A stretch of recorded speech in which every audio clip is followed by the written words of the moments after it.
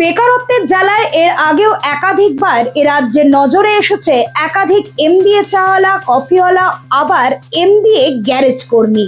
এবার বাইক চুরির কিনারা খুঁজতে গিয়ে বারাসাত থানার পুলিশের হাতে পাকড়াও এমবিএ বাইক চোর এবং তার সঙ্গিনী। গত 16ই সেপ্টেম্বর বারাসাত ল্যারিকা টাউনশিপের মধ্যে থেকে বাইক চুরির অভিযোগ দায়ের হয় বারাসাত থানায়। সেই বাইক উদ্ধার করতে গিয়েই পুলিশের জালে ধরা পড়ে নদিয়ার বইনচড়া পাড়ার বাসিন্দা বছর 27-এর যুবক শিবনাথ দাস ও তার পরিচিত সঙ্গিনী মোনালিসা অধিকারী। পুলিশ সূত্রের খবর, বছর খানেক আগে এমবিএ উত্তীর্ণ হওয়ার পর বারাসাতের লরিকা আবাসনে একটি ফ্ল্যাট ভাড়া নিয়ে উইলস ম্যাপ নামক একটি কোম্পানি চালাতেন শিবনাথ ও তার সঙ্গী মোনালিসা।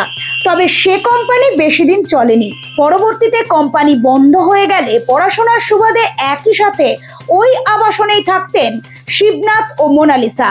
মোনালিসা দত্তপুকুর থানার অন্তর্গত নারায়ণপুর এলাকার একটি বেসরকারি কলেজের ছাত্রী। তবে সম্ভ্রান্ত পরিবারের ছেলে মেয়ে হওয়ার পরেও এমন সুকৌশলে চুরির ঘটনায় তাজ্জব এলাকাবাসী। শিবনাথ ও মোনালিসাকে আটকের পর জিজ্ঞাসাবাদে উঠে আসে এমনই চাঞ্চল্যকর তথ্য।